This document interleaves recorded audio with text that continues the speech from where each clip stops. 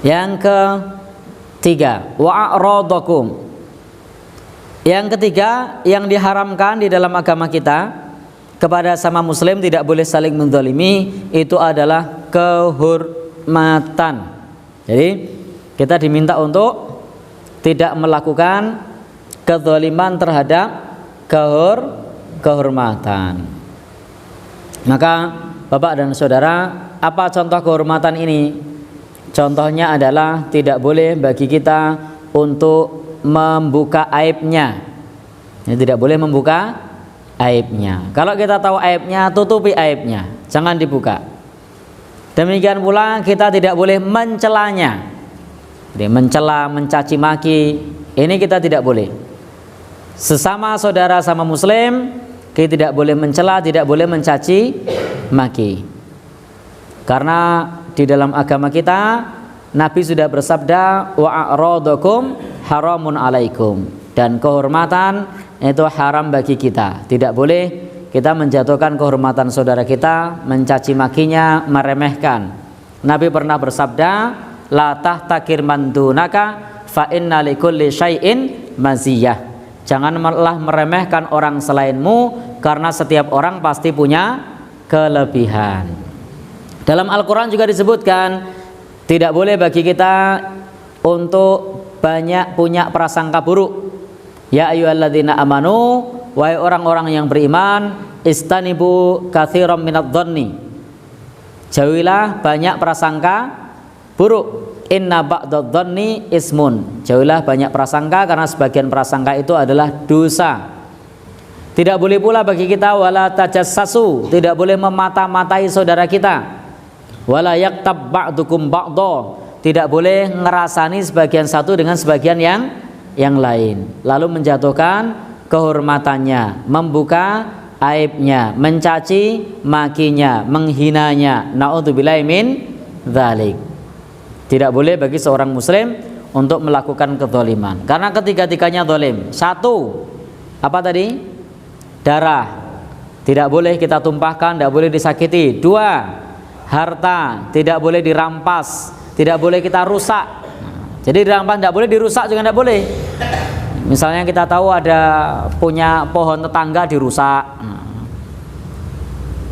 kemudian yang punya kambing misalnya ngambil ramban tanpa izin, langsung diambil pagernya, dirempeli entek-entekan, sing duwe nganti pangling sopo mau gitu kan. Ya. Kecuali kalau rumput itu sesama kaum muslimin berserikat.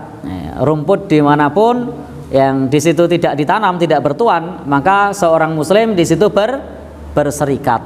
Tidak masalah kalau rumput. Jadi meskipun rumputnya itu ada di jalan, di depan rumah saudara kita, tidak perlu izin, ketuk pintu dulu, Pak saya mau ngambil rumput di pinggir jalan itu, ya tidak perlu, karena rumput itu sifatnya berserikat. Tapi kalau tanaman di pinggir jalan, yang di situ jalan kampung, maka kita perlu izin terlebih dahulu. Tidak boleh kita mengambil harta saudara kita. Yang ketiga tadi apa? Kehormatan.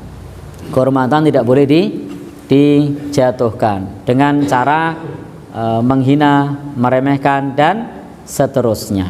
Apalagi terkait kehormatan, terkait ghibah, di sini disebutkan oleh penulis kitab ini, waqad rawa Abu Dawud, Imam Abu Dawud meriwayatkan anna Nabiya sallallahu alaihi wasallam, bahwa Nabi sallallahu alaihi wasallam marra, lewat suatu malam, suatu masa pada saat Mi'raj bi qaumin lahum atfar, dengan suatu kaum yang mereka memiliki kuku-kuku min nuhas, yang kukunya terbuat dari tembaga, yakhmishuna biha wujuhahum wa sudurahum, yang digunakan untuk mencakar wajahnya dan mencakar dadanya. Maka pada saat itu Nabi bersabda, ya Jibril, man haula, wahai Jibril, siapa mereka ini yang punya kuku yang terbuat dari tembaga, yang mencakar wajahnya dan mencakar dadanya? Maka Jibril mengatakan, haula alladzina ya'kulun, mereka itu adalah orang-orang yang suka memakan luhuman nas, memakan bangkai manusia atau dagingnya manusia. Yang suka ghibah. Naudzubillahi min dzalik. Itu dikisahkan oleh Rasulullah dalam hadis riwayat Imam Abu Dawud bahwasanya orang yang suka ghibah, menjatuhkan kehormatan saudara kita, nanti akan mencakar wajahnya dan juga mencakar dadanya sendiri dan kukunya tumbuh dari tembaga. Maka kesimpulannya ghibah hukumnya haram dan termasuk min kabairid dzunub, termasuk dosa besar. Kalau kita lihat siksaannya yang seperti itu, maka itu termasuk dosa besar. Naudzubillahi min dzalik. Maka kita harus berusaha untuk berhenti dari ghibah. Meskipun kita menyadari sebagai manusia biasa, kadang-kadang kita tanpa sadar asik berbincang sudah ngomongin orang lain. Ini satu hal yang sifatnya manusiawi. Tapi seorang muslim apa yang perlu kita lakukan? Walladzina idza fa'alu fahishatan aw dzalamu anfusahum dzakarullah. Hendaknya kita ingat kepada Allah, lalu kemudian kita istighfar dan kita tidak meneruskan. Bukan kemudian ingat kepada Allah lalu kemudian melakukan pembelaan, prapopo pisan-pisan. Atau kemudian melakukan pembelaan lagi. Apa pembelaannya? Oke koncone. Atau pembelaan yang lain. Jadi memang kita ini butuh watawasau bil haqqi watawasau bis sabr. Saling menasihati dalam kebenaran, saling menasihati dalam kesabaran. Kadang-kadang kita terjatuh dalam dosa, orang lain mengingatkan. Kadang-kadang orang lain terjatuh dalam dosa, kita yang mengingatkan. Karena memang kita ini butuh saling diingatkan. Ada yang terjatuh dalam dosa karena sadar, ada yang karena tidak sadar. Maka kedua-duanya butuh diingatkan. Kenapa kita penting untuk selalu melakukan hadir ke majelis taklim misalnya, untuk bisa mendengarkan nasihat misalnya, karena hati kita butuh untuk senantiasa mendapatkan nasihat untuk diingatkan. Kenapa? Karena kadang-kadang meskipun kita sudah tahu, sudah hafal, kita butuh diingatkan. Bapak, Ibu silahkan cek dan tanyakan kepada pelanggar lampu merah. Itu mayoritas tahu kalau lampu merah itu berhenti. Tapi kenapa mereka melanggar? Karena butuh untuk diingatkan.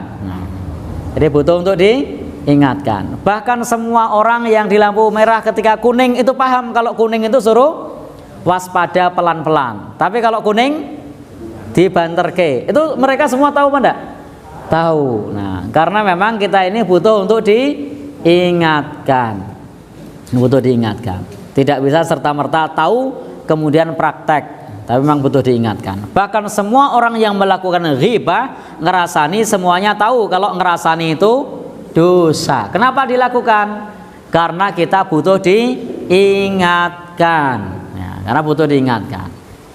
Jadi prinsipnya butuh diingatkan, butuh dinasehati. Maka tampillah sebagai orang yang mengingatkan, sebagai orang yang menasehati. Dan tidak perlu sakit hati kalau ada yang mengingatkan dan ada yang menasehati. Maka itu satu hal yang lumrah. Satu saat kita memberi nasihat, di saat yang lain kita diberi nasihat. Itu mestinya sunatullah begitu. Tidak perlu loro hati. Nah, jadi tidak perlu loro hati. Baik. Dan jangan sampai semuanya malah kompak ghibah rawono sik nasihat. Nah, tapi hendaknya ada yang tampil untuk memberi nasihat. Wis lha ngomong wis nglantur tekan ngendi, ganti topik. Nah, jadi ada yang ngasih nasihat. Jadi tidak istilahnya berjalan terus menerus dalam ghibah tersebut.